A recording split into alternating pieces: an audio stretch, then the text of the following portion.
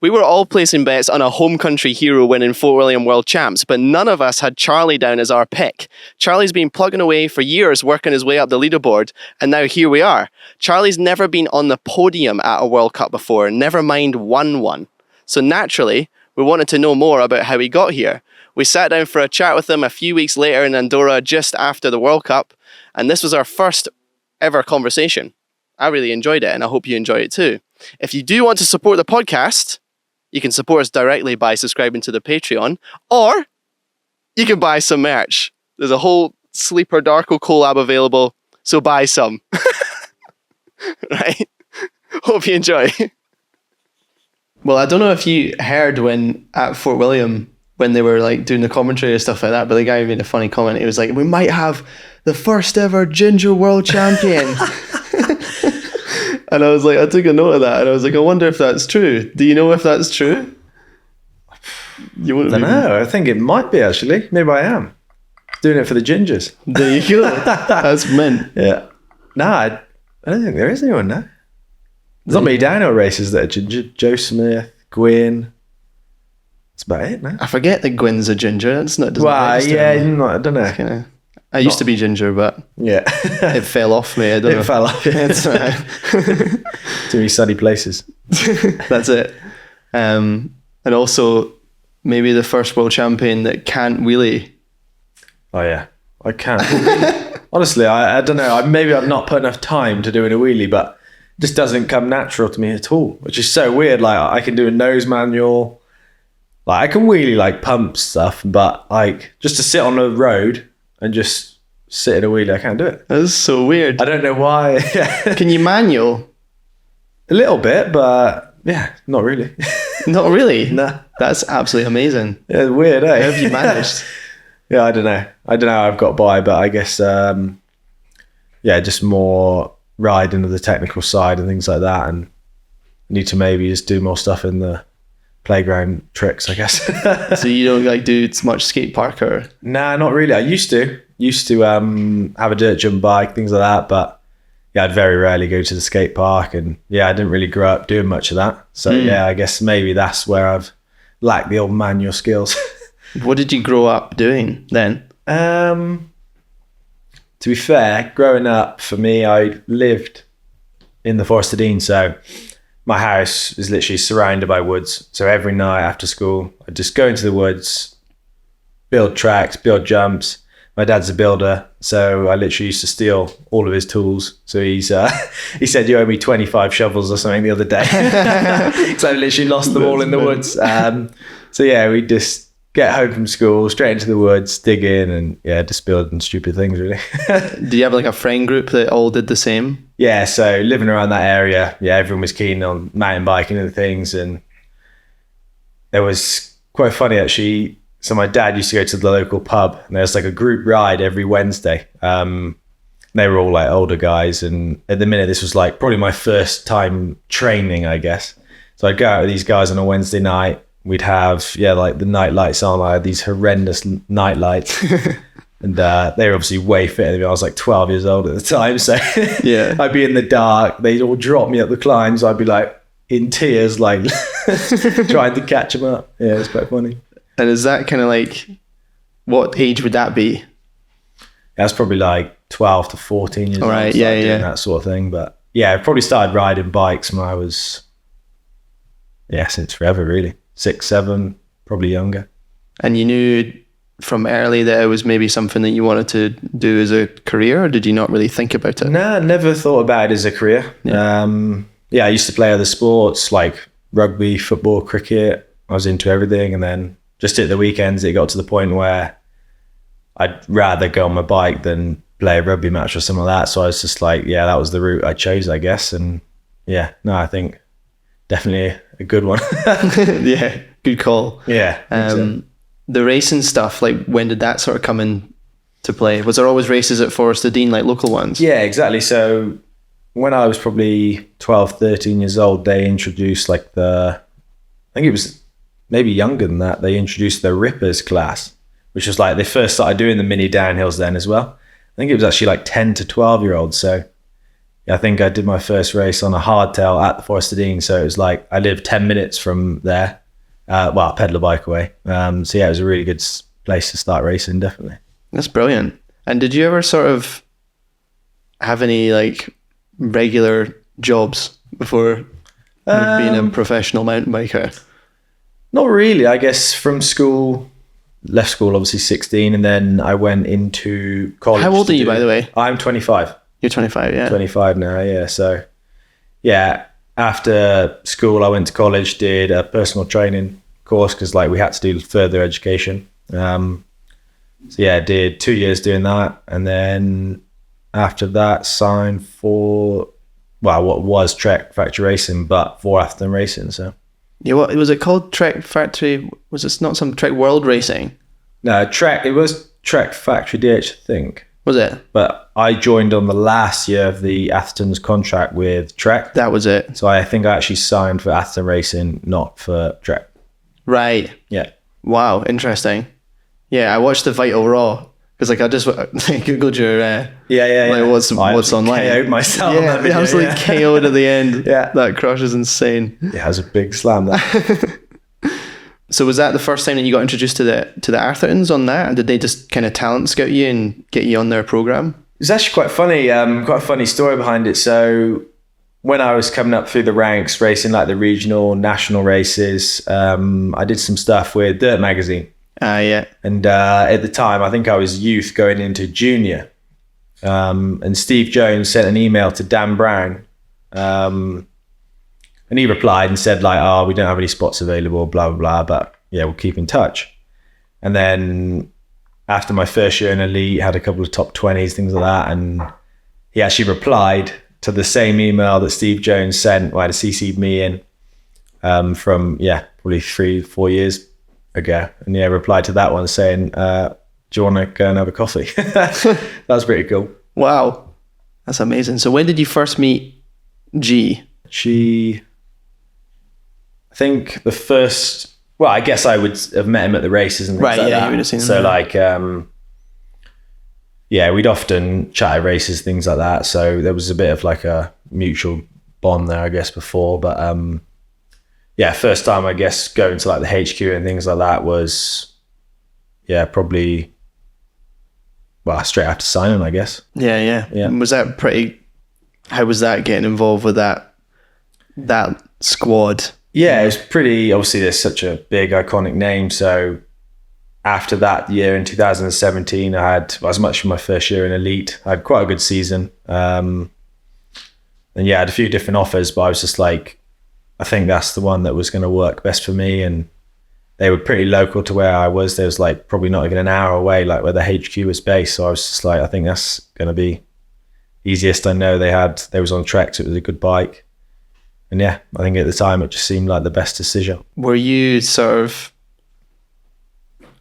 at all like inspired by their sort of stuff previously? I just know that if I had signed to Atherton Racing, that I'd be pretty like bowled over by that. I mean, I even spoke to them the other day because I was trying to get like an insight for this podcast. Yeah. Because I don't know anything about you at all, and nobody knows anything about you. So I'm going to try to fix that today. But I asked him like what I should ask you, but whilst I was talking to him, I was just like, whoa, it's G Arthur. And I had a little moment. I was like, oh my God, it's G Arthur. And I don't normally get like that, but with people like G, I don't know, he's just such a big name. He's just such a legend, man. Yeah. His face is just like, I've watched so much content with his face in it. And like the Atherton project and stuff just grew up on that stuff. Yeah. It's really sick. Yeah, definitely. It was, so cool to be involved in that. And I guess, as I was growing up, they was always like the top of their game and always pushing for, the best they could. And I guess they achieved a lot. Like you think Rach, she's won over 40 World Cups, I think now.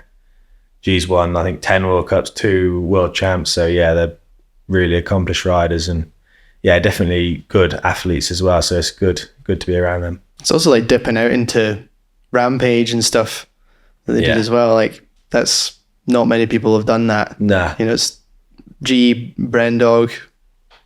Who else? Yeah, I'm not sure. Like that's downhill races. Yeah, that does down like more World Cup racing. Yeah, I think G just likes to be... Maybe Cedric? Did Cedric do Rampage? Yeah, maybe he did a while back, yeah. maybe. Yeah, G definitely likes to be outside his comfort zone. Yeah. That's where he's like finds, I think, like enjoyment. Like, he just likes doing gnarly shit, yeah. Yeah. So like things like Rampage, Hardline, he just loves it. It's all those quarry jumps that they build with the slate. Yeah. Like it's a different type of danger when it's like that. Yeah, it's horrific. You know? Like even the jumps on the ridgeline that the first big one he filmed, I went and seen them and they're pretty sketchy, like sandbags, and you try and dig on that, so it's just rock underneath, so you can't put any dirt on it. Yeah. So you have these kickers and they're like 70, 80 foot. They're just like this high with like sandbags behind them and a little bit of dirt on the top. It's like so sketchy. It's mad. Yeah. Do you like doing that sort of stuff? Probably not as much as G, I don't think. No, I'm big probably jump a bit guy. more. I don't mind jumping, but I feel like, say if I was to do hardline, I need to go and do a few days at Dovey and do some like just laps down. It's mad at that. Bike the track, like big that's how jumps to people lap. train for hardline. Like everybody that did hardline rode Dovey the days before. And it's crazy. Just to try and hit some jumps, I guess, because all we do is ride downhill really, and we set our bikes up to go fast downhill. I remember at the end of last year when hardline was like the last race of the season, we literally changed my bike completely, and then I came into the winter with my bike still set up from hardline. I was like, what am I riding? I can't ride it. I've got no grip, I've got nothing. So obviously I'd make it so much firmer, and like we have like lead weight on the bike, and I was like, I don't want to be hitting this 90-foot jump with lead weight on my bike, so I need to take that off. And so I rode it for the first time in the winter. I was like, oh my god, what is going on here? And then I realized, last time I rode it was a hardline, so I need to change it back a bit. Were you there this year? No, so in Val de Sol, which was like I think a week or 2 weeks before, I crashed in the finals day and rolled my ankle. Oh, did you? So I had no strength. So I was just like, hardline's not a good one. Especially it was another 2 weeks till Worlds after that. So I was like, the risk is just not worth it really. Yeah. So going into Worlds, was that something that was still bugging you? No, I think probably played it pretty well, not doing hardline and things like that. And I got a really good block of training in there as well. So I did like the first 2 weeks with just rehab on the ankle to get it pretty much good. It was like 90%. Then I started loading it, and then again another 2 really good weeks of training before Worlds. And I think I went into that race feeling pretty good, like physically. Yeah. Just let's go through the weekend. Yeah. How was the weekend at Fort William? Practice days, everything. Yeah, pretty hard really. Like obviously the weather was pretty savage up there, it always is.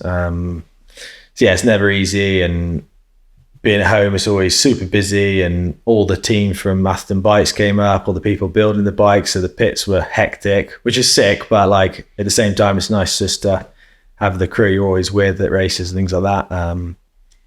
It was pretty hectic, but from first practice day, from track walk even, I was not really sure on the changes they'd done, because it looked like they made it not easy, but easy to go fast. It's definitely easier. Yeah, definitely easier. And I was a bit worried because probably me as a rider, I prefer the more technical element. I'm not very good at just like riding one line really fast, which is like Andorra.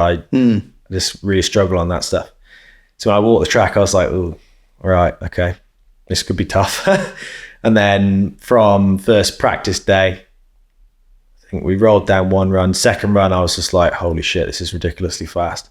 But like I felt really, really good on the bike, and I remember riding thinking like, I literally don't think I can go any quicker than that. And this was my second run, so I was like, shit, right, I need to calm down here.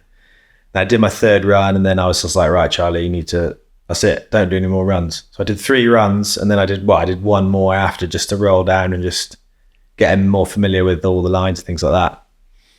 And then, so that first day I literally did 4 practice runs, which is not really that many. Normally you do 6 or 7. Mm-hmm. I know it's a long physical track as well, so I thought like the least runs I can do, the better by the end, because obviously like the runs you don't do at the start of the week, you're going to be obviously fresher when it actually matters on the Saturday afternoon. So yeah, I just tried to take that into consideration as well. So then moving into like quality, I can't remember where you qualified, like seeded. Sixth, I was in quality. Yeah. What was your sort of, just take me through the whole weekend. Like, what was your sort of approach to from practice onwards? After practice, I was like, right, I knew I was riding fast. Me and Andy had been like trying different lines together, and I think that always helps over the race weekend. Like, we'll just follow each other. I'll go left, he'll go right. We'll sit at the bottom. I think right's better. So it's quite a good like team bond we've got, and we'll even do stuff on GoPro timing and things like that. So yeah, that really helps, things like that. And then coming to quali day, did another like 1-2 practice runs in the morning. Then quali I was sixth with a bit of a mistake in the woods, like blew both my feet out riding through a rut like a squid. And then got to the bottom, decent run. And times were actually really tight. I think I was like 2.5 seconds maybe off Bruning. He was in first. So it was really close. So I was like, okay. I was riding well, maybe like thought a medal would be possible. So I sort of had that mindset of, right, we could actually do pretty well here. And then, Sunday came around. Everything was as normal, really. Just struggled in the morning to eat anything. I'm always pretty rubbish in the morning, to be fair. Like, for trying to eat something on race day, it doesn't feel like nerves. It's just like I just physically can't eat anything. Yeah. So I guess it is linked. Yeah, it's nerves. Like butterflies in your stomach, sort of thing. Yeah, literally, it's like almost my throat like closes up, and it's like, no, you're about to do something stupid. Like, but it's funny you say down a mountain. It's funny you say how it's not nerves, because you're not associating it with nerves. No, you're just like, oh, this is a feeling. I'm right. You're kind of used to it. Yeah, almost. So you're not definitely. Like feeling it and thinking, oh, I'm nervous, because that would make it worse. Yeah, you'd be like, oh, I'm feeling nervous. I'm uptight. I'm nervous. Yeah. Whereas you're just like, oh no, it's race day. Yeah. I think it's like your body's natural reaction. With obviously everyone reacts different, but at the end of the day, you are about to not risk your life, but you're about to you're about to take some risks. Like, you could hurt yourself. So I think it's your body saying like, oh, hang on a minute. Yeah, maybe we could smash ourselves up here. So maybe let's just take it easy. But so I think as soon as I get out of breakfast and get to the track, then I'm like, feel all good then. So start to eat a bit more. And then practice was good in the morning. And then the rain came down. I was just like, to be fair, if I was to pick a world champs track, Fort William would probably be it, and the conditions to be raining. So it's like, to be fair, the stars definitely aligned that day, and I think that would be my perfect setup for a world champs, to be honest. So it did just work perfectly, and we was at the top warming up, and I was just like, felt good, smiling, just happy, and no nerves really at all. We did a few little trick bits to the bike, like we covered the calipers with tape and things like that, because that track, you don't really brake that much. And in the wet, the brakes just don't get hot. So you come into a section and you pull them, and there's just nothing, because there's no heat in them. So like in the past, we've gone to smaller rotors there to try and keep some heat in. But we just did little things like covering the calipers. We had a peak extension on, full roll-offs, extra long mud guard. Like, we was prepared for the wet, which I think at the top, I seen like there's quite a lot of people faffing at the top, squabbling, trying to get like an extra lens on their thing, and it wasn't sticking properly. And I think just little things like that, we just had it all ready to go. And I think living in the UK, we're always ready for it, to be honest, because like probably 70% of the time we're going out riding in those conditions. So I think we were ready for it. And then the run itself was fast, clean, no mistakes. And if I was to say it was a world champs winning run, I probably wouldn't. Like, in my head, interesting, it wasn't like a holy shit, I was lit it on fire. I just rode everything really good. All the crucial sections carried really good speed. Or like the tighter corners, you had to like come out with exit speed. I did. Like the wood section, I just rode it clean. I rode it probably not on the limit, but I think if you did ride on the limit, you could easily crash. So and then just at the bottom, just gave everything with pedals. But I think the section before the motorway, I knew that was quite important. So I absolutely pedaled my ass off there. Then on the motorway, I was absolutely dead. Like I had absolutely nothing. So I was like pedaling into the jumps, like pedaling through treacle. And then across the line, I think Angel Suarez in the hot seat. And just ended up sitting there for quite a while. So it was pretty cool. That's sick. That's so cool. Yeah, when you say the bit before the motorway, do you mean the kind of stump gap? Yeah. Sort of, yeah. Yeah. So just from like that bit that they take with the two split lines. Yeah, so from like, I guess the exit of the woods. Yeah. Yeah. Yeah, it was the corner. I know we keep talking about it. We talked about it in the ping pong video as well, but that last like left-hander just before you come out into the open there with the uphill. Yeah.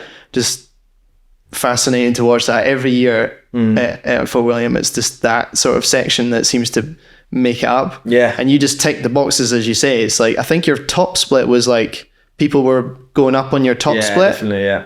But then your middle was really solid, like down all the sort of chunky gnar stuff. Yeah. And then your woods was super clean. And then the nail in the coffin was just that left-hander. You insided it, I think. Yeah, inside, yeah. And then the pedals like got on it super early. There was about 50% of the riders were fucking that left-hander up. It was really hard, that bit. I think like it's often on tracks nowadays, it's like the split lines and the things like that, and the big gnarlier sections, people are always watching and timing. And it's sometimes like the other bits. Yeah, the corners that are literally a flat straight out of the woods that you think, well, there's no line there, it doesn't matter. But that is like the bit where you can actually make time. Yeah. Because people almost think, right, I've got through the gnarly bit now, let's wait till the next gnarly bit. But it's like almost you to get through the gnarly bit clean and then race the middle bits in between. Yeah. And then, just rip them, I think. And that's quite important now. Yeah, I struggle. That's the part that I struggle with is I can ride a 15-second section. Flat out, yeah. Absolutely flat out, probably nearly as fast as anyone else, but doing an entire run like that and linking every single section together is the art of it. Yeah, definitely. And just on that day, you managed to like link it all together. Yeah. Another line that I saw you do actually, which is a bummer that I didn't film it because Loris's reaction was like great. It was just through the deer fence. Yeah. And then there was that pad that was super in the way, so you had to go up onto the slab. Yeah. And then you jumped onto the face of the next bit and then gapped down. And I didn't see another person do that. No. And I remember just watching, I was like, what the? And Loris was like, fuck. Like so confused, like what the fuck? Like nobody else was doing that, I don't think. Yeah, that wasn't intentional, to be honest. I just came out of the left before it and railed it, and I like lifted up onto the flat bit, jumped over, like almost stepped onto the takeoff because there was a real soft bit before. So I like lily padded the takeoff and then just yanked again. I didn't know it was on the landing, to be honest.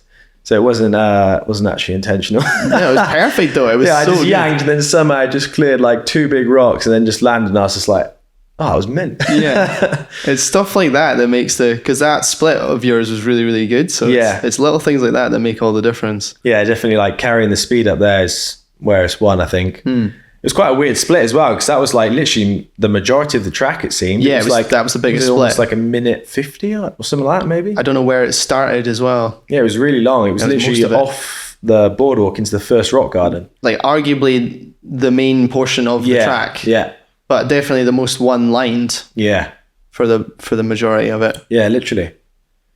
But yeah, super hard to ride that and get it like it's really fast, but there's a lot of brows into corners and it's so easy to overcook the brows and you can't quite like lean into the corners. And I think, so it's like really fast, but it's also really technical as well. You've got to be perfect on the brakes. You've got to be perfect where you lean into the corner and things like that.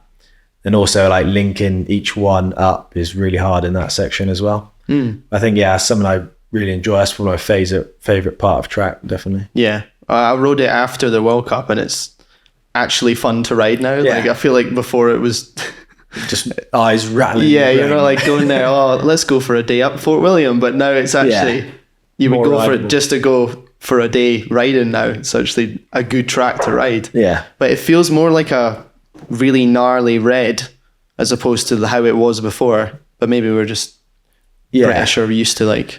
Yeah, I think that's it. It's probably like most average mountain bikers would ride down that, no problem. But riding it, like racing it, I guess that's the tough thing. And that's kind of what downhill is now. The tracks tend to be kind of rideable for most people. Yeah. But it's just doing it at that speed that's the challenge. Yeah.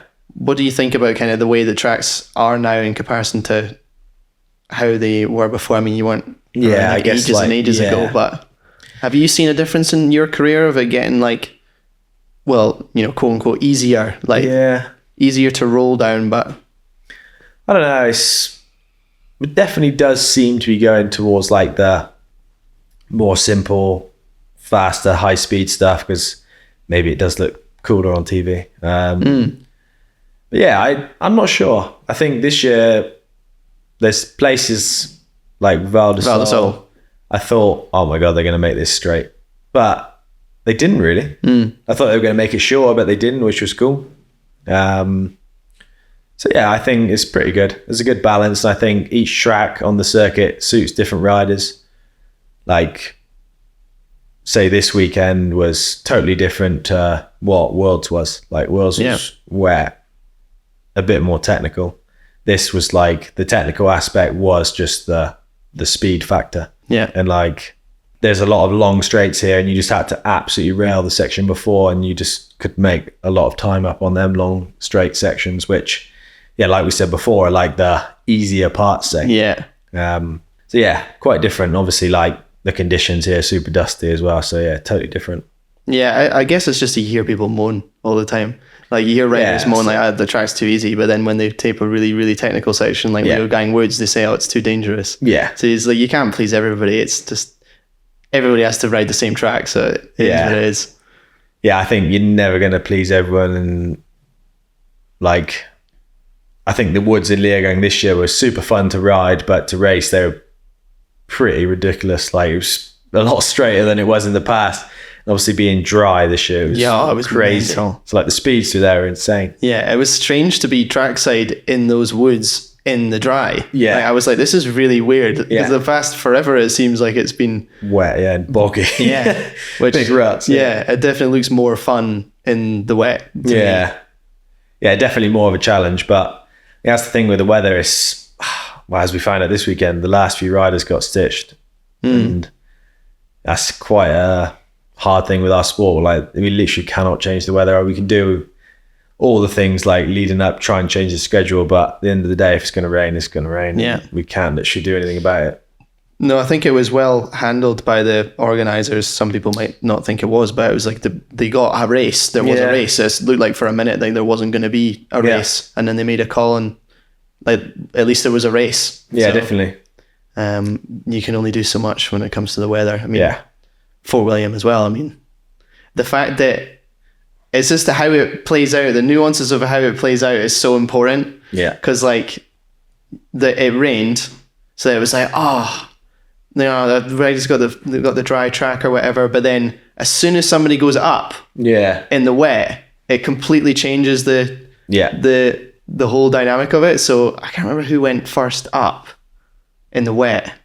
It was like before me, like quite a few riders before me, Matt and Danny. Yeah. They were starting to get some green splits. Oh man, when Danny came down, it was like, it's possible.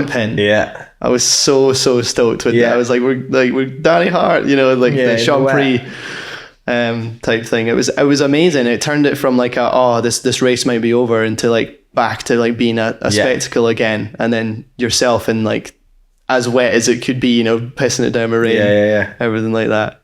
It was really, really cool. But then when at this race and in Andorra, it's just like unfortunate because it's the track dealt with it differently. Yeah, just like right at the tail end of it, the top riders got dicked by it. So. Yeah, I think that's the thing. Like, fortunately for Fort William, the track rides really good in the wet. So that was probably something I knew in my mind that almost made me think, right, I can actually just rip it as if it was dry. I knew the top I'd have more grip than I would in the dry.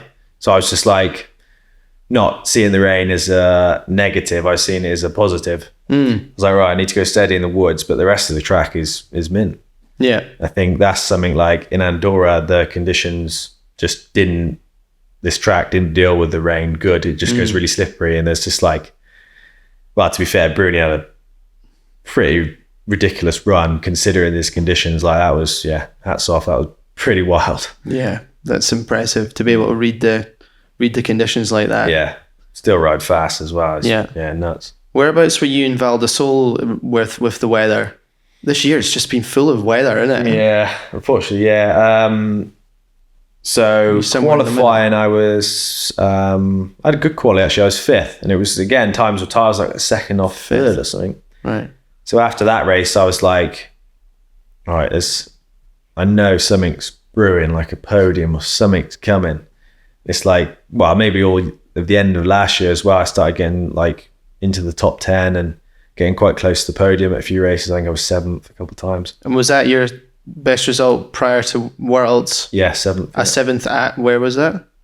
Val di Sole. It was Val di Sole? Yeah, Lensheide. You got 2 7ths? Yeah, the year before. And I think I was 8th in Leergang the year before as well. And so you hadn't gone to the podium prior to Worlds? Wow, no, that's cool. So I think that was probably why at the end I was literally just like, oh my God, what has happened here? Yeah. I was literally just so in shock. Yeah. No, it was funny. It's actually cool to see when somebody is like literally on the podium in shock, like clearly not ready for this at all. I thought like a medal, if I have an absolute stonker of a run, would be like amazing, like unreal. But then to win it, it's like, what is going on?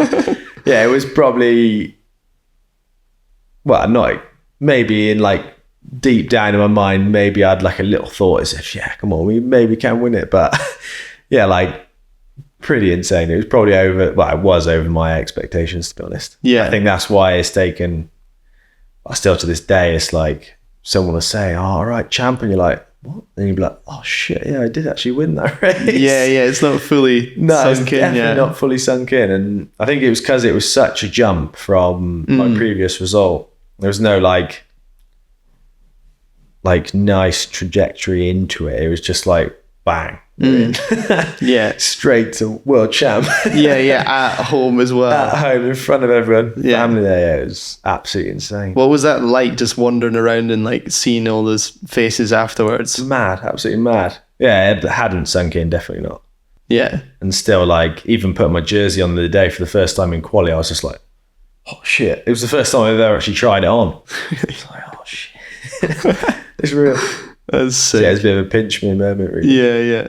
It gave me a sort of Reese back in 2020 sort of vibes, same sort of thing, like a kind of real breakthrough, unexpected, just beside yourself sort of moment. But yeah, it was funny because on the podium it was clear to see that you were just so bewildered by it. You're just like out looking at the crowd, just like fully in shock. And it's like such a strange ceremony at Worlds. Like the podium ceremony is really weird. Like not a huge fan of the ceremonies at World Champs, so I have to say, like the ones at the World Cups, they definitely do a better job of like hyping it up. Yeah, hyping it up, making it a moment, and then they don't, like, you were up there for ages. Just stood there like just like yep, right. All the did they play the national anthem? Yeah, they did. Yeah, they did. You had to I remember that. Oh man, that's amazing. But what was like the kind of reaction from like your family and stuff afterwards? You must have had like a mad response from everyone. So like me, I was almost like emotionless. It was quite a strange, surreal feeling that never really felt before. Like I've won races before, nationals, things like that, but to win at that level, it's like, you can't really describe how it feels. And I almost didn't really feel much at all, I guess, because it hadn't sunk in. But everyone else around me was like crying, shouting at me like, you've just won World Champs. I was just like, I just couldn't process it, I guess. So everyone was so stoked around me, and I was just like, I just couldn't really compute fathom it happened. It was a really weird feeling, and even like the past few weeks just been mental, like such a change to what I'd normally be doing. Like going on the telly and things like that. Going on BBC Breakfast, that was quite an experience. But mad. Okay, so here at Sleeper, we've got a unique opportunity to give this whole podcast thing a really good go. We absolutely love making them, and we love seeing you guys enjoying them. We just need some support. It's a difficult time in the industry right now. It's hard to find sponsorship. And so we've tried to come up with unique ways where people can show their support. And what we've came up with is the Sleeper Sticker Pack. Scientifically proven to make you twice as fast. The Sleeper Sticker Pack is everything you could ever want. It's a lot more than a sticker pack. It's literally a way that you can show your support directly to the podcast. It's a way that we can keep making them. So if you can, head to sleepercollective.com and buy a sticker pack. Thank you so much. We really appreciate you. And let's continue on with the podcast. What was that like going on BBC Breakfast? Because you don't do very much media at all. I guess I'm quite quiet on that side of things. Yeah. Is that a conscious decision, or are you just like not? No, I think just don't care. Probably, I'm more of quite a quiet, shy person. Really, I'm not outgoing. I am outgoing, but I'm not like loud, obnoxious. You don't see me shouting or anything like that. I'm quite a quiet guy. So reserved or humble. Yeah. So yeah, I think that's probably part of it. Yeah. So yeah, it was for me to go from, obviously we do interviews and things like that, but yeah, to go on to like national TV live was a bit of a difference. What was I didn't actually watch the full segment. I saw like a clip. I think it was. Yeah, it was a few little bits. It was pretty good actually. It was pretty chill. Like the way they film it is good. It's not like a camera in your face. I think that's quite bad. Yeah. But it was like just sitting on a sofa, well, like we are now, just talking to one another. So yeah, it was quite good. It was quite funny though. Like we go in there in the morning. I think we had to be there at 7:30. Go in, have my makeup done, things like that. Oh yeah. Yeah, it was like quite a weird experience, but yeah, it was cool. Something different for sure. How much makeup did they do? Like there wasn't much, to be honest. It was just like, I can't even remember what the girl was putting on, but it was like some powder to stop you like shining, basically. Right, yeah. And she was doing my hair and everything. I was just like, what's going on? Totally different, isn't it? Yeah, with mountain biking in general, it doesn't feel like it's even at that sort of level when you're there in person, when you're at the World Cups. It just, I remember initially I was like, when I first went to Fort William, I was just like, whoa, here's all the massive, heroes, look at all these pits and everything like that. But actually, when you get on the circuit, it's just a bunch of people like riding their bikes as if it's a national. Like it feels more national like now. Definitely, yeah. Yeah, and yeah, for it to be even on the BBC, I think is a big deal for the sport. Yeah, definitely. I think that's like something that I definitely found when I first came into it. I was a bit overwhelmed by it all, like these massive trucks, and this is huge. But like now, obviously with being more experienced riding World Cups for the last, 5 years or whatever, yeah, it definitely feels a lot more comfortable and, as you say, more like a national. Was there a point where that sort of like the event kind of got to you, like in that you maybe in the early days like overthought it and like couldn't put down a run? Yeah, 100%. First time I stepped foot in the Hatton pits, I was just like, oh my God, right, I've got to perform now. There's like, look what they're doing around. I got these massive pits set for me. I need to make sure I like lay down some good runs here. And yeah, I put way too much pressure on myself, and yeah, it didn't ride well because of it. I think now I've learned, obviously everyone works differently, but for me, like having the current team around me now, it's so fun. We go away racing, it's like I'm just going away with my mates. It definitely doesn't feel like a job. Yeah. I think that helps massively. I think some people maybe need that, like the work and job element of it to feel like they're progressing and like feel like they're doing what they can to get the most out of it. But yeah, I think for me, definitely just like having fun and more of an easier approach is definitely better. So when you're like at the top, are you, because I was speaking to Finn, and Finn will be the podcast that comes out before this one. Yeah. So he interestingly has the same playlist that he plays every single time, which I thought was really cool. And he like times it so that like the race runs just before, and then it has the song that he plays, and it makes him feel like a a gladiator, you know, Yeah. and then he drops in, he really builds the moment up. Yeah. So are you one of those people that do you build the moment up in your head, or do you just kind of try and keep it as chill and as level as... Yeah, I guess so. I think, yeah, I'll do pretty much similar thing, I guess. Normally have like a playlist I'll always listen to. And then the last song I play is like more of like a heavier song. So at the minute, I'll, you know, the Badadan Chasing Status song. Oh, yeah. So I'll have that just before my race round. That normally gets me pretty fired up. So Yeah. I normally play that. And but yeah, normally keep it pretty much the same every race, really. Yeah, that's funny. Reese, he listens to different stuff every single time, but at some of them, it's been like the slowest, most like classical, Chilled. like No way. weird, like ethereal. Yeah, no. Like I think, was it? It was one where he. Oh no, at Snowshoe, it was more like a kind of indie, upbeat, like happy song where he won or whatever. But he always tells me the songs that he's listening to prior to the runs. I find it fascinating. Yeah. Just because I work with music all the time, like I think it's really cool how you can like change how you feel by like listening to some music and everything like that. And now I'm like interested to see what all the different athletes have got going on in their playlists. But yeah, it's funny. You get like hyped before going. Yeah, I think not too hype, that's key. I remember before I'd listen to like some more heavy stuff before I run. I just obliterate myself first corner. It was like too much hype. I need to just keep it a bit easier. Yeah. Then just have one little bit at the end. One little last peak. Yeah, literally. The vibe's so important though, and as you say, like the track pit, not the track pits, the Hatton pits, I've not been in that much, but I just went in during the little like break that they had with the weather. Everyone in there now. Everyone's in there. It's so mad. I was like, clearly there's something going on here because everybody wants to be in here. Yeah. Like, you know, Danny Hart was in there. Like everybody was just sat chilling. Yeah. Like everybody wanted to be in that pits. So there's clearly, something going on in that sort of pits to keep it fun. Yeah, I think definitely we definitely have a fun approach to it. And yeah, we've always got like music playing. Everyone's like welcome in the pits, and I think that's quite good, and it keeps your mind at ease a bit, and different people coming in and out, chatting to different people, I think it's good. Like not just locked in this box, just like dreading going up for a run. I think how are you going to perform well in those conditions, really? So obviously you can have fun, and then there's taking it too far and messing around before you run and things like that.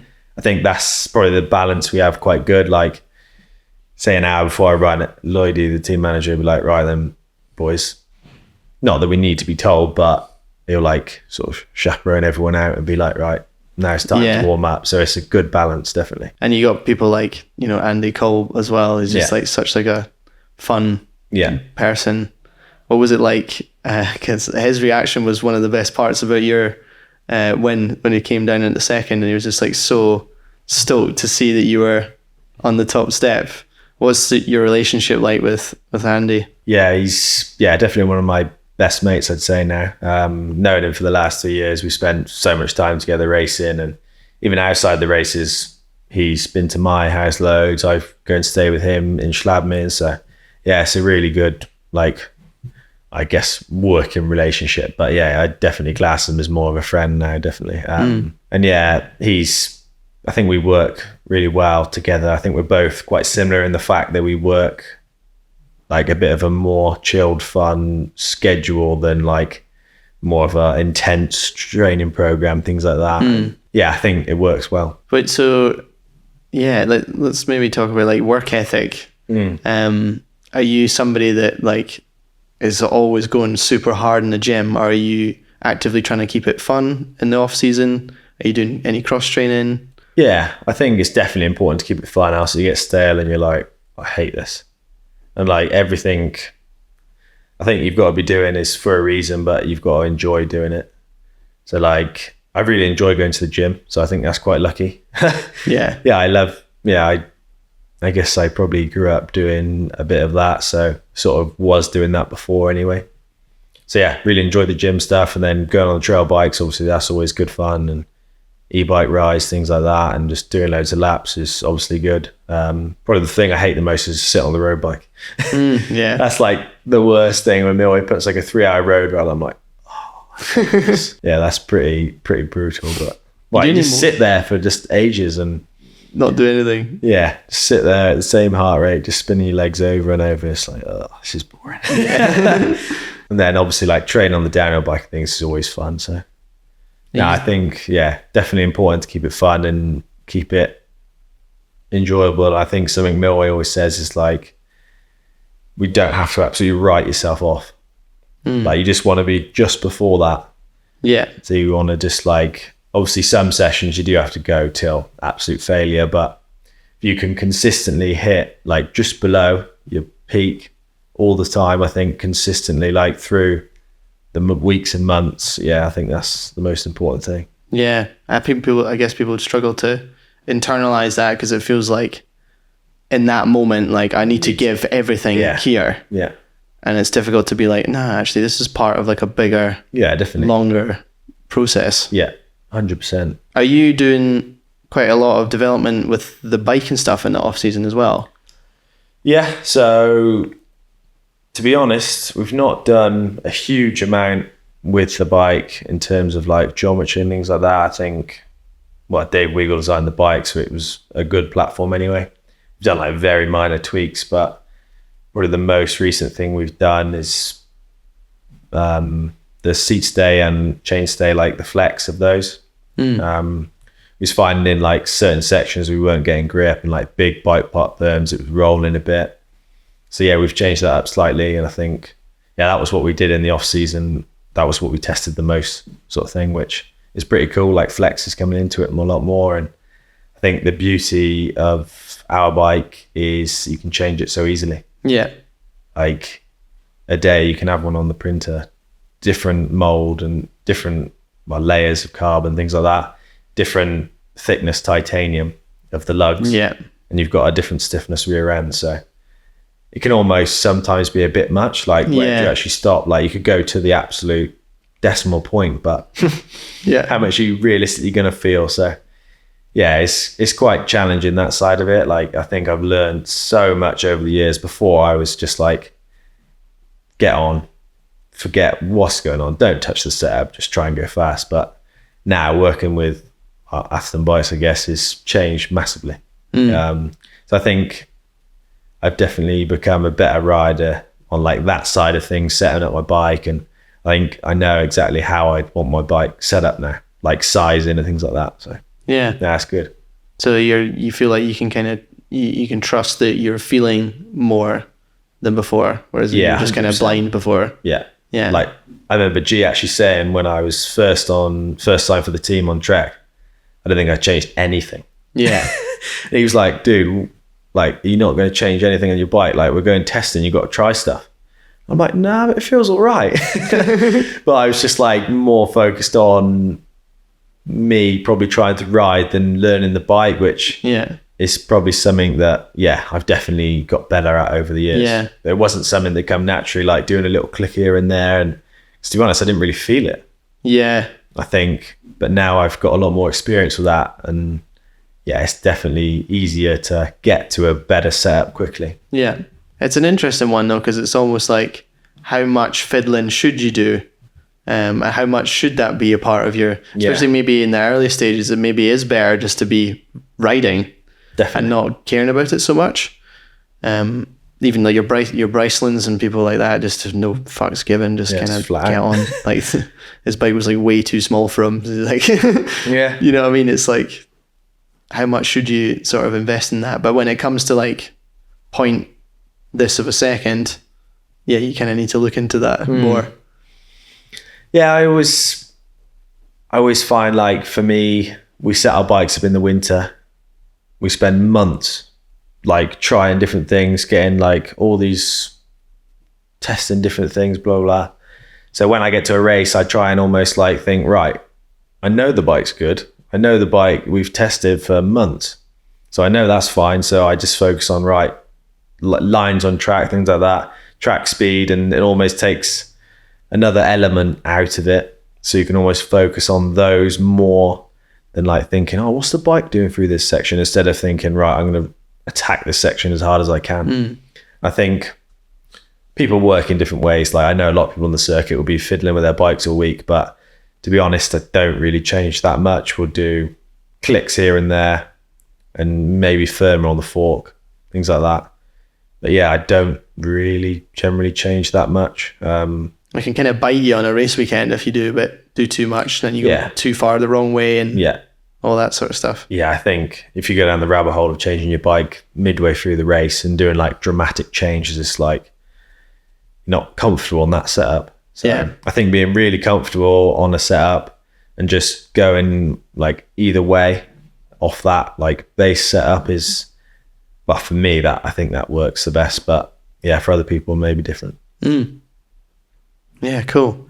I was going to ask if you kind of feel, I mean, this weekend wasn't the greatest for yourself, but did you at all feel, sounds like it hasn't sunk in for you yet, but like the confidence from the win, do you think that's something that you're going to be able to like carry through for the rest of the season? Has it made you feel like, oh shit, yeah, it is actually possible to do that? Yeah, I think, it's definitely made me realise, right, I can beat everyone. Like when I'm on form, when I'm on my day, and when everything, all the stars align, it can happen. But yeah, it's definitely not easy.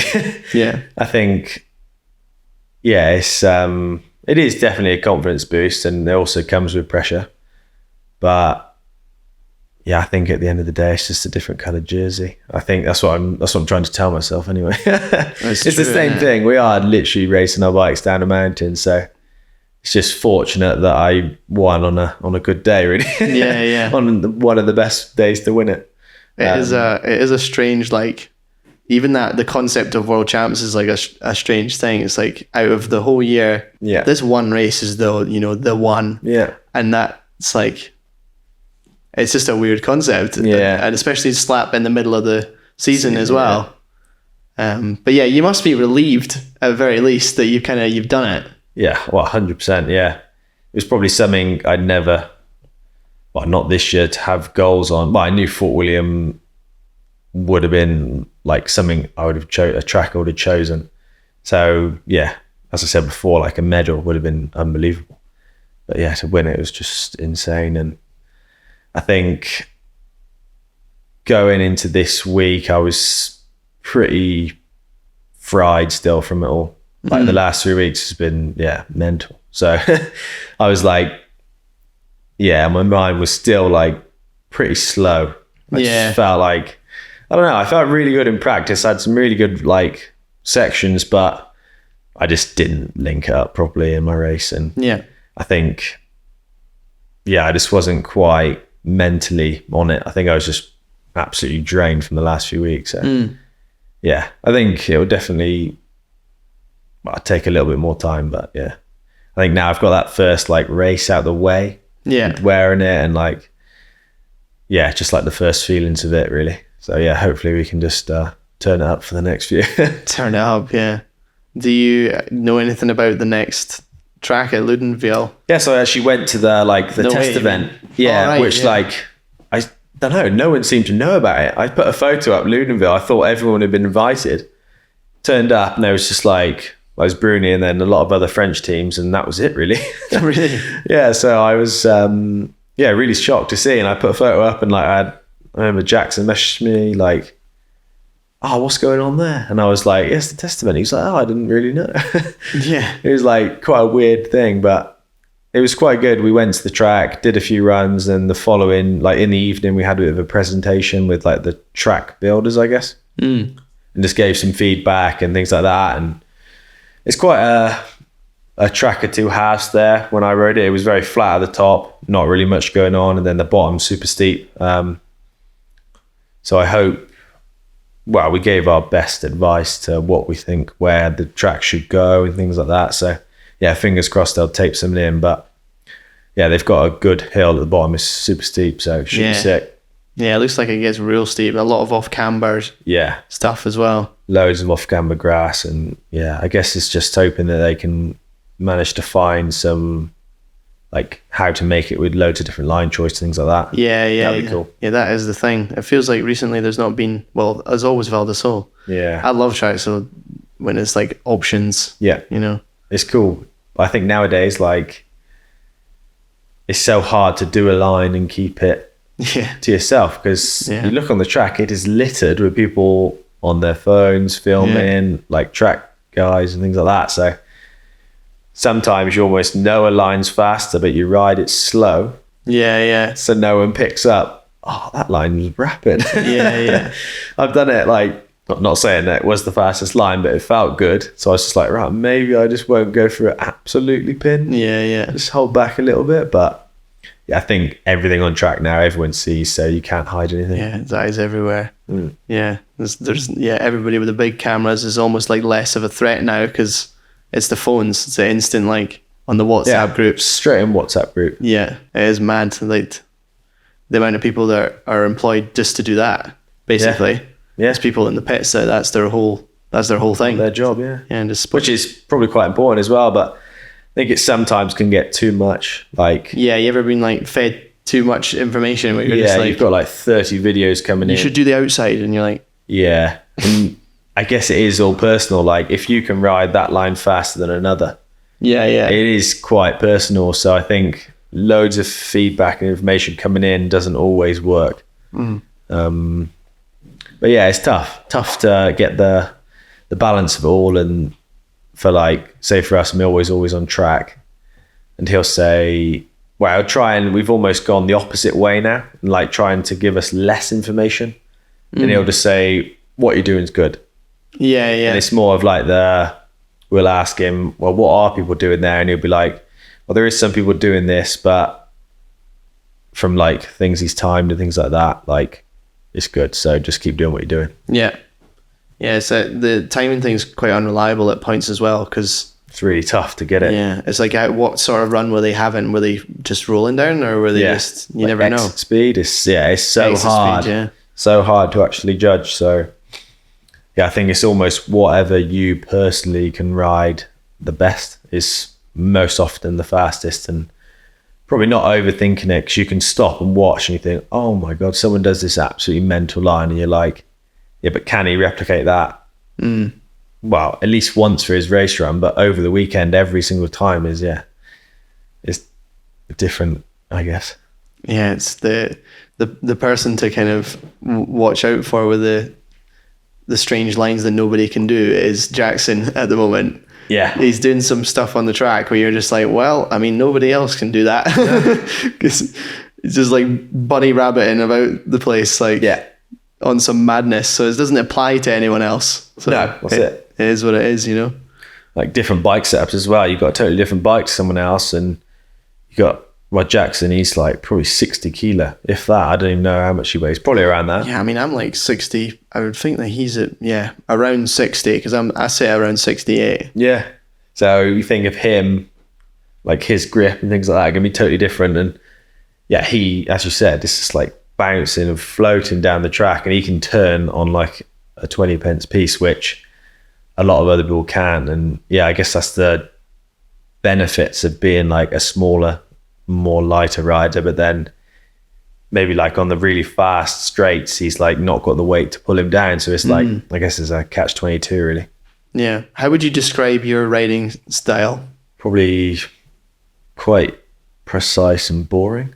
I was going to say textbook. Yeah, like try and be quite textbook, but probably not that exciting to watch, to be honest. Yeah, I mean that the Vital Raw, when like there's not much footage of you online. There's a big problem. I think we need to fix this. But like the Vital Raw, it was like really good to watch, but as a rider, it's just you know when people a good technique is what I like to watch. Yeah.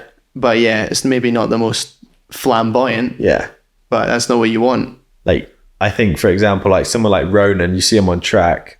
Well, and he is absolutely rapid as well. Like, but you see him on track and it is like, holy shit. Yeah. He's normally a bit looser and things like that. But to be fair, this year he's been super consistent. Yeah, he's much more on point. But still, like, I think his riding style makes it look like he's going super fast. Well, he is going really fast, to be fair to him. And like Brooke, those types of guys. Yeah. Just smashing through things. And I think I'm probably the opposite to that. Like, bit more slow in, fast out sort of vibe. Textbook, isn't it? Yeah. Like Loris is another one that's like I film him all day working for Trek, and it's just like so boring. Yeah, it's just perfect. Like everything he does is just textbook. Yeah, it's too perfect for film, and like he's almost actively, he's so good at using as little energy as possible. So if he doesn't need to push into that backside, he's not going to. He's just going to float over it. Whereas I think Cade is like always pushing into the backsides. Yeah, he's maybe using more energy, more active on the bike. Yeah, but it looks way cooler. Like the more active that you are. Yeah, to be fair, I seen Cade this weekend, and he looked absolutely flat out. Yeah, just come past, I was like, holy shit. Yeah, you're flying. Yeah, 60-second. Yeah, I know. It's just that linking the race run up, and the time's so tight, and yeah, so tough now. I think everyone, over the last few years, is just it seems like everyone's left no stone unturned. Really, everyone's got their bike good. Like that's something I'll sit on the side of the track and watch, and I'll be like, his bike looks dialed. And then the next person, his bike looks dialed. There's no like, everyone's got their setup good now, it seems. Obviously with like things like telemetry and things like that, I think you can go down a bit of a rabbit hole there, but I think everyone's now on a pretty good setup. Everyone's fit, everyone trains, everyone takes it seriously. Yeah. So I think the gaps are getting closer and closer and closer, and it's really tough to actually, feels like, to gain an advantage. I guess the only thing you can do is just go absolutely flat out, really. It'll be interesting if they do start to like, I guess, squeeze the top. There's all this kind of talk about like making just the field smaller. Yeah, but the options are like so available for like your person that's in 60th to break into the top 20. You know, on a good weekend, like, because it's that tight between, you know, first and 60th. It could happen at any time with any of those people. Yeah. So it'd be a shame for that not to be able to happen anymore, because it's just like top 30 guys and no one else. Yeah, it would definitely stop like some of the riders, like say me and I don't know, even Kolb, like you put him 5-6 years ago, maybe a bit more. He was like racing his first World Cups and he wouldn't qualify. And now he's won a World Cup at Leogang and been on the podium a lot. So yeah, I don't know. Yeah, it's a strange one, and I guess might have to find out and see how they go. But yeah, I guess it's not out of our control, but it almost is.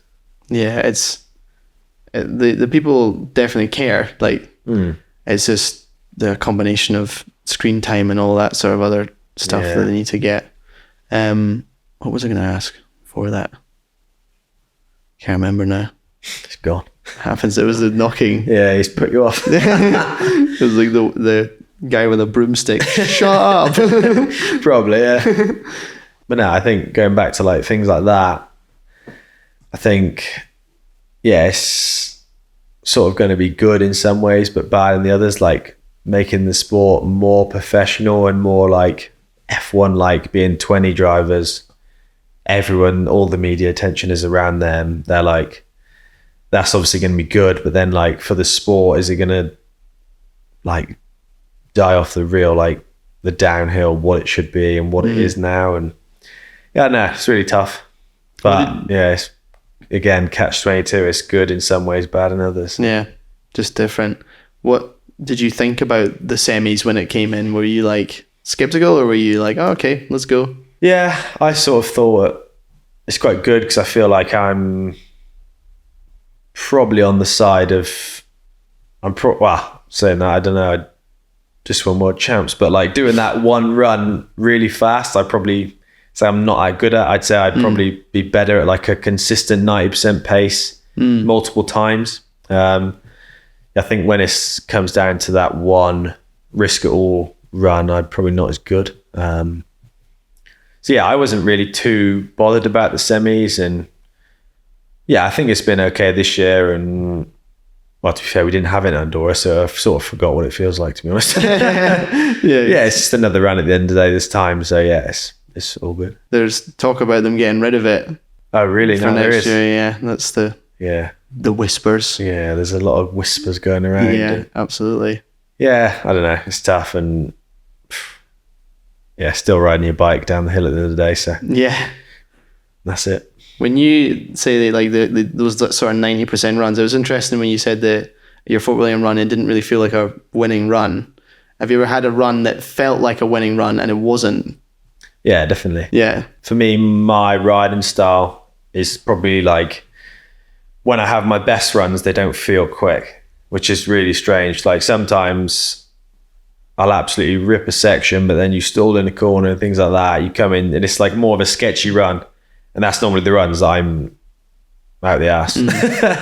So yeah, it's a real weird one to try and gather, because obviously you want to go as fast as you can, but at the same time you've got to make sure, well, no, I don't want to stall in this corner because I'm just going to lose speed all the way down the next section. So yeah, I still definitely haven't found that perfect like amount of effort to give, if you know what I mean. Yeah. Like amount to risk, and yeah, it's tough. I think that's the beauty of downhill.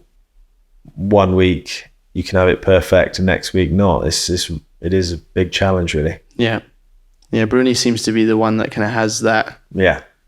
Seems to be able to fine tune his like. Yeah, it's absolutely incredible. Like to be able to do it week on week is, yeah, it's pretty impressive, to be honest. Which of the riders are you kind of most impressed with in the field? I guess obviously Bruni, like I think his mentality is just, yeah, he's so strong-minded, and what was he, 5 times world champ now, and yeah, to do that is, yeah, that one run is, a lot goes into that, and to have it up there saying, yeah, I'm going to win is, yeah, pretty incredible. Yeah, it's really impressive. Yeah. Like when there's a lot of pressure on him, he seems to do better. Yeah. Which is something that, yeah, is really tough, I think. And like, I'm probably someone that's trying to do the opposite. I'm trying to take the pressure off myself just so I can have fun, run my bike and give it 100%. And yeah, I think that's the way I work. But it seems like the more pressure he has on him, the more people that are saying, oh, he's going to win. It's like, it fires him up and it makes him go even faster, which, yeah, is insane. Yeah. Would you describe yourself as like a competitive person? Probably not really. Like if we're playing a board game now, I wouldn't be like, I really want to win. Yeah, right. Yeah. But like, obviously I want to win races, and I think, yeah, I wouldn't say I'm super competitive in every other aspect of life, but yeah, if there's something I'm competitive in, it is definitely like racing. Yeah. Yeah. Yeah. Like outside of it, probably not so much though. Yeah. What do you think you'd be doing if you weren't racing bikes? Like if you just never quite got there? I have absolutely no idea, to be honest. No idea. Well, I definitely stay. Obviously, I love riding bikes. That's why I do it. So if I could try and do something in like the mountain bike, I don't know, coaching or things like that, or yeah, I'm not sure. I guess I went to college, did all my personal training, things like that. So maybe I go into more of that side of it and rider coaching and maybe things like that. But I don't know. I guess, yeah, everything happens sort of for a reason, and you just got to roll with it, I guess. Yeah. I've never actually been to Forest of Dean. I need to go. Yeah, it's good fun. It's quite, there's some steep sections. Right. It's very short. It's like, you won't get many tracks over a minute long. Right, yeah. But there is Thornton, which, yeah, that's like, you can get 2 to 3 minute tracks there. Yeah, probably a little bit flatter. Yeah, I think growing up, that was like a perfect place to ride. You think like, there's a lot of, say, Schlabman, for example. Yeah.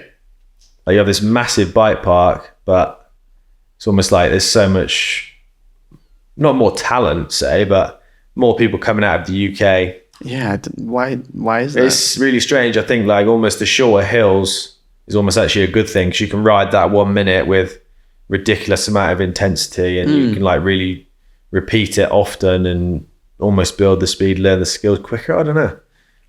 It's a strange one. Yeah. Reese definitely struggles to get a good lap, like where we are. There is inners. Yeah. but inners is not even like remotely close to us. So I think most people in the UK find themselves in a situation where they can't simulate a World Cup very well. No, definitely not. But like places like Dovey, it's like it's getting pretty close. You can do racetrack and it's like a decent. Yeah, I guess it's a little bit flatter there, and like there's none of the. It's very high speed, but it's not like if that racetrack was just tilted on its end. I think it could be a World Cup track, but it's just a little bit flatter, so you don't get that like the steep, harsh, big hits, but still going really fast. Yeah, they've obviously got like shorter tracks there which do replicate that. But yeah, it is really hard to find that in the UK because normally you ride some slippery, wet routes in a bog. So yeah. Then you come to Andorra and it's knee deep in dust, and you're like, how the hell do I ride this? Yeah. So like, I've been trying to come more like to Europe and ride places like Lusa and Ponte Lima. Yeah, just try and get that like feeling of riding in the dry because we don't really get it much in the UK. On like a big track at least anyway. Yeah, and it's funny because when you do lots of riding in the dry, you start to really want the wet again. Like you start to really look forward to going home and like. Do you do much e-biking? Yeah, lots of e-biking. Yeah, so to be fair, I train a lot with Joe Breed, and we'll always like be in the gym together and go on riding downhill and things like that. So yeah, he's like, well, I'd say like my training partner, really. We both train with Millway, so we're pretty much on the same schedule. We'll be gym in the morning, then we'll go for an e-bike session after, and yeah, just got a few batteries charged up and just absolutely hammer the laps you can do. I think that's something in the winter I did lots of, just double battery days on boost, get to the top as quick as you can, pedal as hard as you can, and then you can still do like 3-hour rides at a really good heart rate, like average. Yeah. But you've done also like 14 runs. Yeah. So like for me, it's perfect training, I think. Yeah.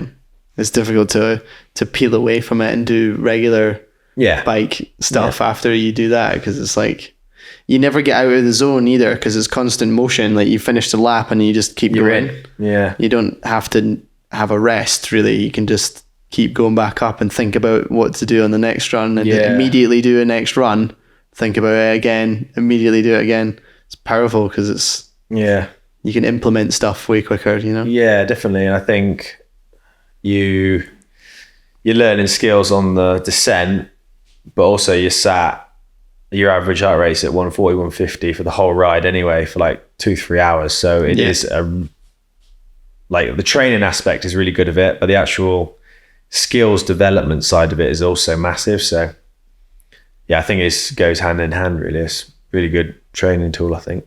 Do you ever ride flats in the off season, or are you stick on the clips? No, always on clips, to be honest. Yeah, I've not really done much of that, and I think even things like the pump track I don't really go, so I need to start doing more of that. That's why maybe the manual. That's it. Yeah. That's amazing how you've got this far and not much. Yeah, it's literally just the bikes I have, the places you ride, and you just not. Yeah, well, I ride like, I guess trials. I ride a lot of trials. Oh, you did trials? Yeah, loads of that, to be fair.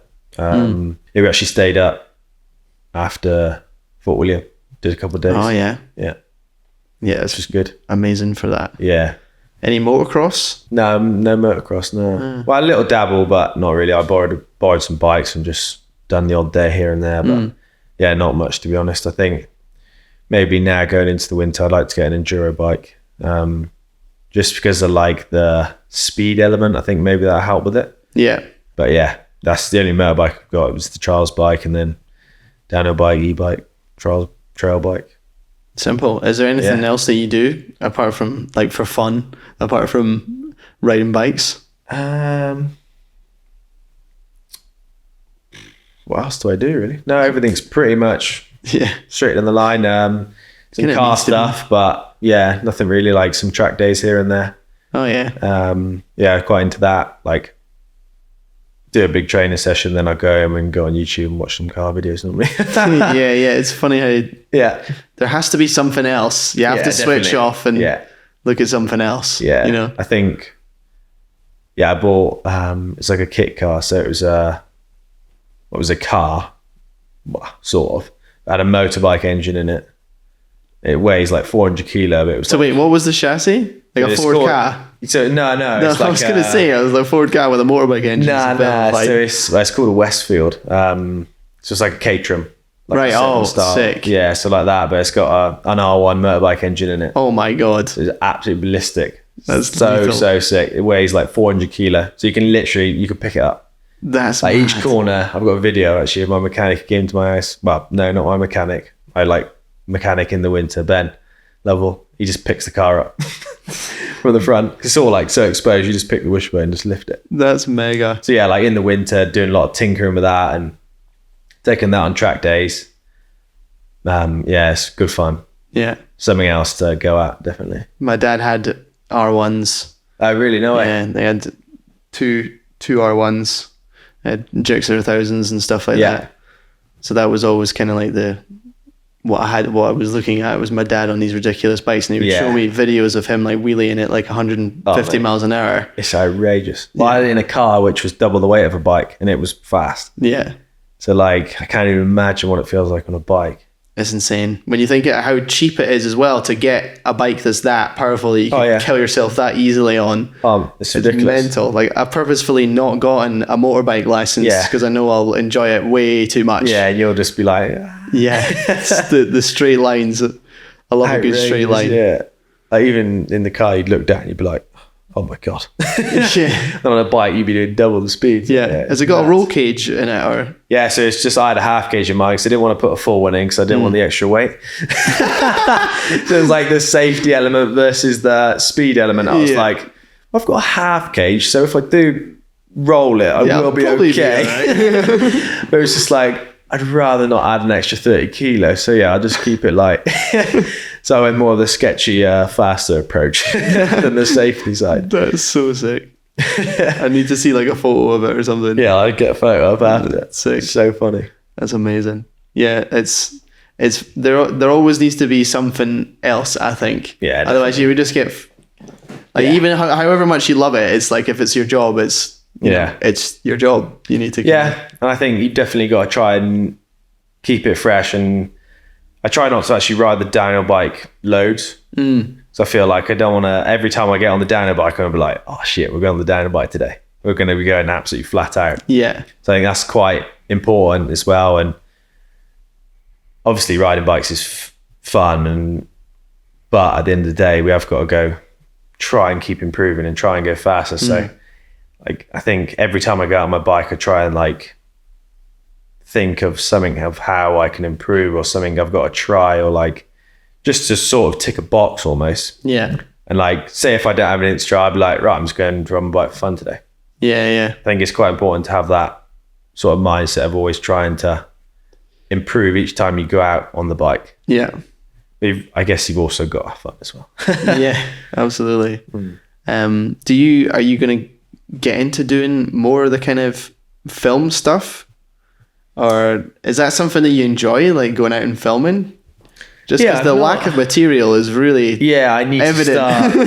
to start to get on the media grind, really. To be honest, like, I don't not enjoy doing it, but I think you've definitely got to dedicate time, because I wouldn't want to go and do something that's not good, if you know what I mean. Yeah. I'd want to put time and effort into something and be proud of doing it, than rather just like doing it just on the whim for the sake of it, if you know what I mean. Yeah. But I definitely need to get on it, and I think there is some plans coming maybe for the winter, so cool. Yeah, that's hopefully sick. you'll be able to find something there. It's just like the Invisible Man, like on YouTube.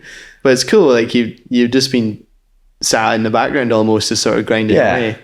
It's almost a better model for younger people to aspire to, rather than like wanting to come in and immediately start dominating it from as soon as you're in the elite category. It's often not going to be the case for most people. No, definitely not. It's very tough. Like, this has taken me, since, I don't know, I started riding bikes when I was probably 5-6 years old. So it's been a a long journey, I guess, to this, and definitely not easy, and definitely something that I've probably been quite slow progressing. Like each year I feel like I'm getting faster and faster, which I can't put my hand on what it is. I guess it's like, experience and knowing what works for me, I guess. But yeah, definitely not easy, and definitely you're not just going to come in. Well, some people do. Like you look at Jordan and Jackson this year. I think they're just exceptional riders, and they've already won a World Cup. Yeah, in their first year in elite, which is incredible. Yeah, like the talent I think coming up now is pretty insane. But you think of like, well, I think to what I was riding and my setup. As a junior at a World Cup, I was rocking up in my dad's in the work van, all the work tools in the back, and we'd be like, my dad was a carpenter, and he'd have we'd take like that tool bag and a few other little tools. No mechanical clue at all. We could put a new tire on, that was about it.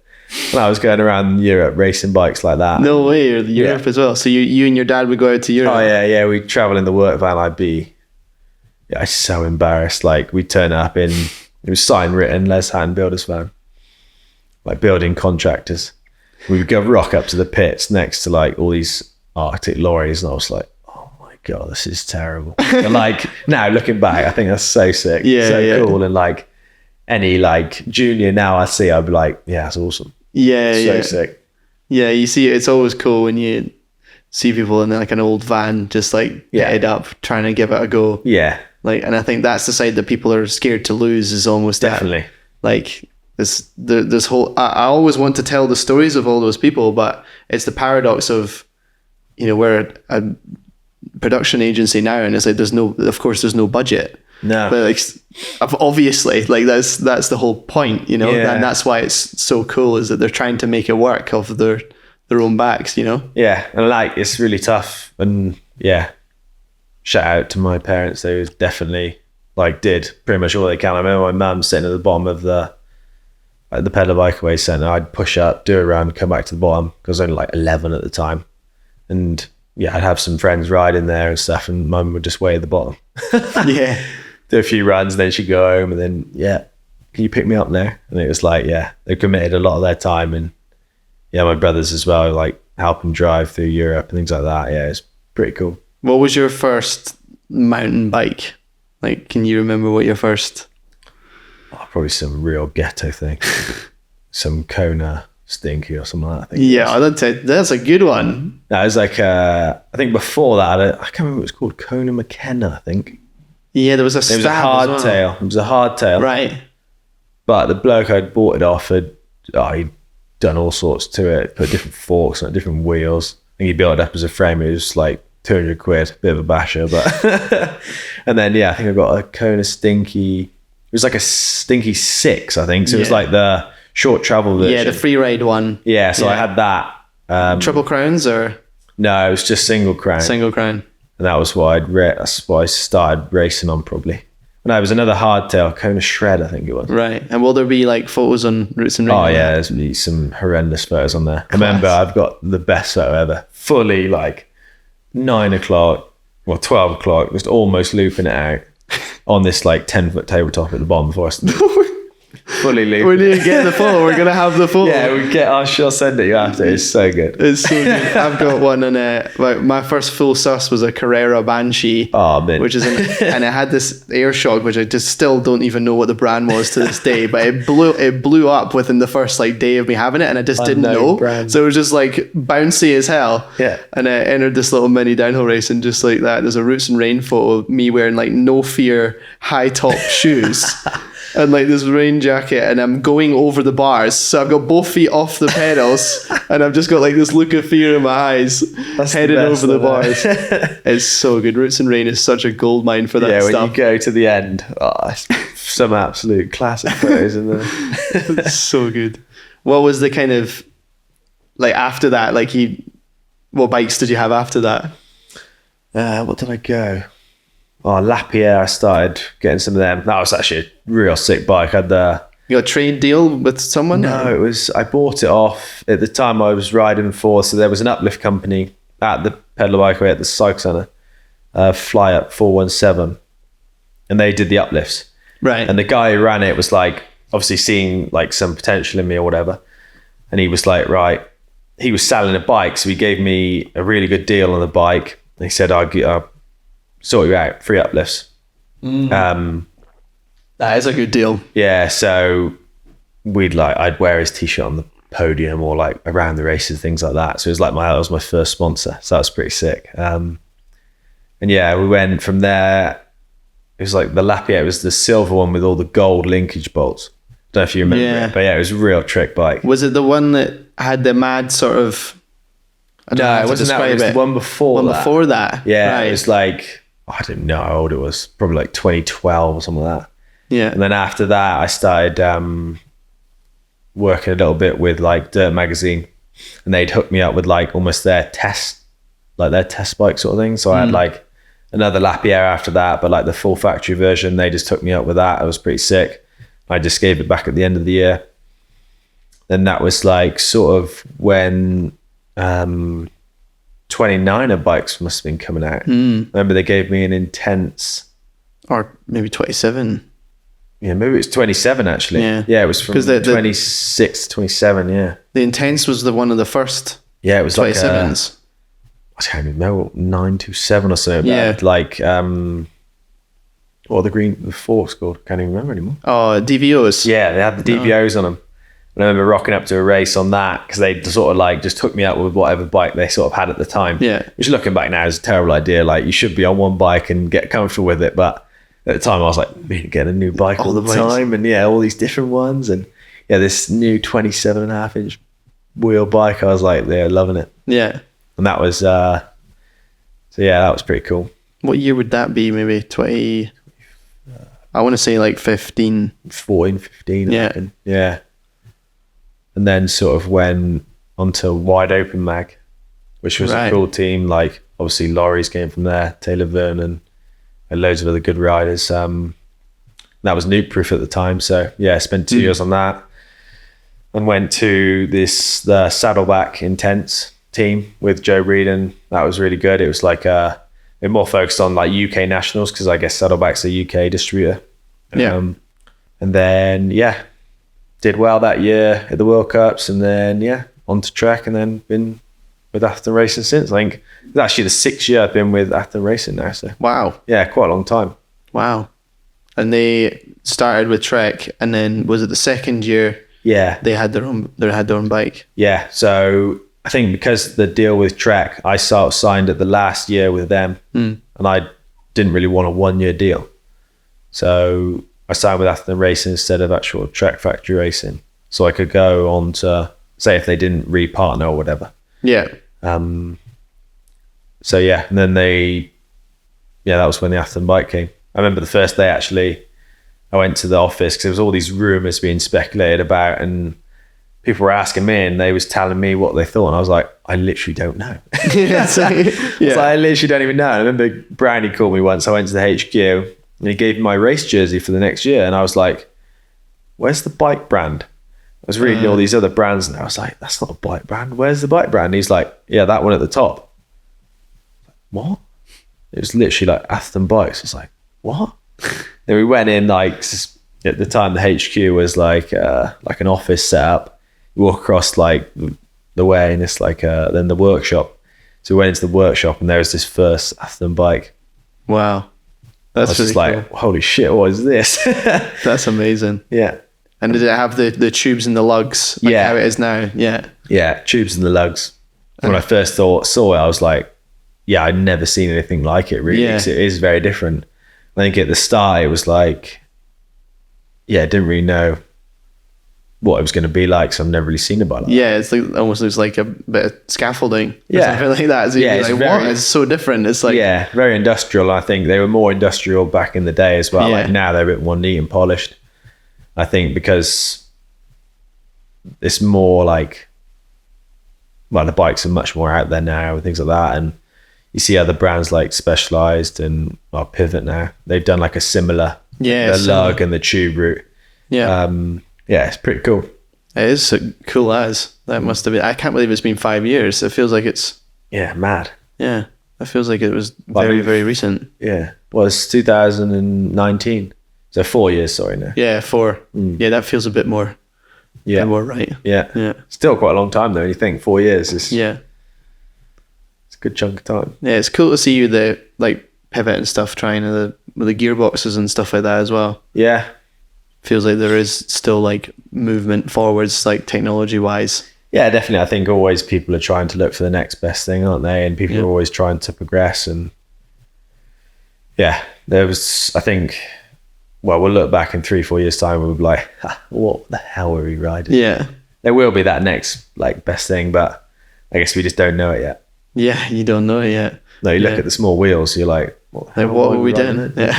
Now it's Muller, and then there'll be the next trend that'll be faster. And yeah. Yeah, I remember Reese got a Trek session and it was just like unfathomable how you could get any better than this. It was 26 inch, it was just the session 9.9 carbon. Yeah. Like, whoa, carbon. Yeah. And it's just like now that thing is just... It wouldn't be any... It'd probably be like a good bike, but not like wouldn't maybe win a World Cup now. Yeah. No, I don't think he could, no. Yeah, it's pretty crazy how the technology and things move on. Like, well, I guess it is quite quick. It's like a matter of 2 years, 3 years, which if you'd say in 3 years' time, it seems like a long time. But looking back now of what I was riding 10 years ago, I'd be like, oh my God. Yeah. The hell was I riding there? Yeah. I kind of want to see that Lapierre. Like, I can't remember the one before, the really skinny looking one. Yeah, it had like almost like triangular tubing. Quite like a simplistic linkage design, right. I guess. Yeah, it's mad. Like I feel like everybody needs to start on like a janky bike or a hardtail or something like that as well. I think maybe that's not a negative of like the younger kids coming up now, like, but it's sort of like you need to, I don't know, learn the fundamental skills of riding before on like a not a so good bike, maybe even like a hardtail. Yeah. And then you start to build up to like a full downhill bike where you can start to like ride it to hit that limits, you know what I mean? Yeah. It's like you saying when you're going to like the motorcycles, you're not just going to go straight to 1,000cc, are you? Like you'd probably be better on like the smaller bikes and then learning the techniques, and then when you're good, going on to the big bikes. Yeah. And maybe you can skip a few steps now. I don't know. Yeah. I don't know, like you're always so impatient when you're a kid as well, though. Yeah, you always want the best thing, don't you? Yeah. Really, like immediately it's just like where can I get the best thing, you know? Yeah. Especially like say if at national races, I guess it's quite tough really if someone's doing well and they've got the best bike. I don't know. It's tough. Yeah. Yeah, it took a while for me to get a bike. I mean, I only raced like nationals or Britishes, but to get a bike where the excuse of the bike wasn't in my head. Yeah. That was like a big thing. It was always like, yeah, well, if I was on a better bike. Yeah, you know? It's tough, isn't it? Like, yeah, I think at a younger age, I don't know, to be fair, every class now seems to be getting better and better. Like, you see some of the times of the really young kids and you're like, oh my God, they're rapid already. Yeah. I think it's just like the progression is like lifted from that age already. Yeah. Like, whereas maybe when I raced and probably before that, it was a much bigger gap. Yeah. Yeah. I think now, like, well, we was probably slower. The time from say the winning juvenile time to the winning elite time was probably massive. Yeah. Bigger. Yeah. Like I remember at Fort William, if you got under 6 minutes as a juvenile, he was a legend. Yeah. And now like they're like cracking under 5 minutes. You're like, what is going on? Yeah. Does it make you want to like almost go back and do more British races when you think about that stuff? Like, I don't know. I feel like I've not been able to race recently. I feel like I really want to go race again. And the nationals, the British nationals are always like at the wrong times, it seems, with the World Cup circuit. Yeah. Do you do any sort of other races apart from World Cups these days? I did a few of the nationals. We did Riola at the start of the year, which is good. I think that's a really good UK national track. It's just like, it's quite a small little venue. It's just quite hard to get everyone in. Did Fort William, and then I haven't done another national since that. But yeah, No, I always like to try and do a few before the season to try and get sharper and whatever. But yeah, no, it is definitely good fun doing the nationals. I think it's maybe something that the UK people have like an advantage of when it comes to the more sort of gnarly, unpredictable side of World Cups, like the weather or whatever. Because no matter what the weather is, British, they're running the race. You know what I mean? If you can get the lifts up the hill, and the trucks don't tip over, they're going to run the race. Yeah, you're wrong. And there's no chairlift, I guess, is there? Yeah, but there's also no protection at the top of the hill. Oh, I remember being at one at Moulfrey, and it was myself, Fraser McCubbin, and Reese, Jacob Dixon, and we were all underneath a Land Rover hiding from the wind. Like the wind was just absolutely sideways rain. Like we were just literally crouched underneath it, like hands in on your balls, trying to keep them warm. Yeah. You know? And then hands up in the engine trying to keep your hands warm. And then up. Right, race run, like no warm up, blown off the side of the hill. Yeah, and it's like in a way it's gnarlier because there's not like you don't have the team with you. There's not anybody making sure that you're all right. Have you got these goggles? Have you got this goggles? Have you got options? I'll cut the mudguard off if you don't need it, or I'll put a longer one on. There's none of that sort of stuff. It's just like it's sideways wind. You're doing no warm up. There's no time. You're dropping in. You're late for your run. Yeah, it's like character building in a way. That's definitely character building. Yeah. Yeah, some of the races, you sit at the top thinking, why am I doing this? As a kid, like 13, 14-year-old, getting blown around like, this isn't actually that fun. It's supposed to be fun. Yeah. But then you do a run and that rush of like doing it, like, you're buzzing at the bottom. I'd go again, you know? Yeah. I think sometimes, them adverse conditions were almost like, at the time, you're like, why am I doing this? But I've almost like tried to flip that around now and think like, try and find the funny side of it. So say at the top of Andorra the other day, the wind was horrific.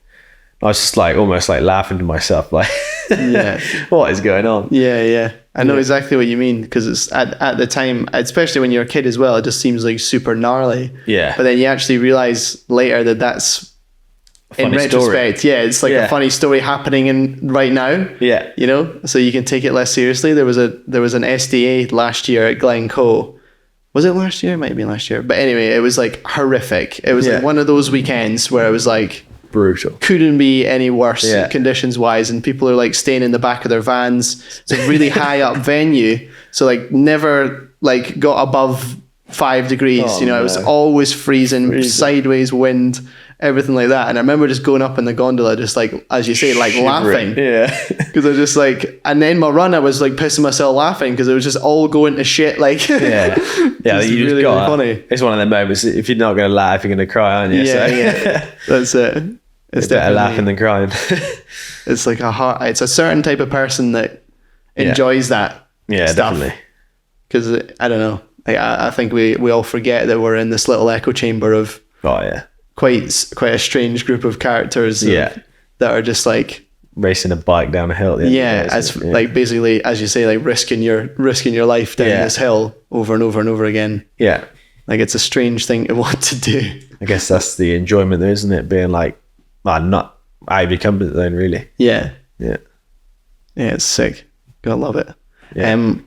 What time? Oh, I think we went well over the time. That flew by. I think it's, you got here like 7:30, so that's like nearly 2 hours. No way. Yeah, like an hour and a half at least. No way. Maybe that flew 2. by. It flies by, doesn't it? But maybe finish off by like a projection forward. So how are you going to approach the rest of your year? I'll probably retire now, I think. That's it, yeah. Yeah, just drop the mic. Yeah. That's it. Just get into car racing now. Yeah, that's it. No, I don't know. I guess, just I think every race, you're always going to give it 110%. So just keep doing that. And I think as long as you're ticking the boxes, I think the results will come. So yeah, I think after doing what I did at Worlds, just try and take the confidence from that. Try and get used to wearing the different jersey, and Maybe just wear it all the time, like That's out what to the someone pub. said to me. Have you wore it to bed? And I was like, no, I have not wore it to bed. Maybe like That out is to the weird. pub or something. Like, Yeah. that's funny. Nah, that's definitely not me. I'm definitely more of a low key, easy. Yeah. Yeah. Wear it when I have to type of guy. Yeah. No, it's cool. I can't wait to see how it all goes. And, you know, you're still young as 20, Yeah. 25. I didn't Yeah. even know what age you were. So you got Loads of time left. loads of time. Yeah. You see Minar like this weekend. Oh yeah, what the hell? That's insane. It's mental. I think he is one of a kind, to be fair though. Yeah. Like I mean, 40 plus still, well, podium. of a is he World Cup. 41? 41 now, Yeah. I think. Yeah, pretty sure. That's, It's pretty incredible. Well, for amazing. me, that's another 16 years of racing World Cups. yeah. That's a long time. You think like the juniors now are 16, 17, so it's another lifetime of theirs. Yeah. It's mad. Yeah. That's cool to think. Yeah, definitely. Yeah, definitely cool to see people like, as well, like with the sport, different, there's no perfect body type, there's no perfect height, there's no perfect, like anything really. Anyone could win on the day. It is whoever is the fastest down the mountain, which is pretty cool. Yeah, it's sick. Yeah. Amazing. All right. Well, thanks for coming on. Yeah, thank you very much. Good to Cheers. speak to you. Yeah. Thank you. Cheers. Bye. I never know how to finish them. Yeah. See you later.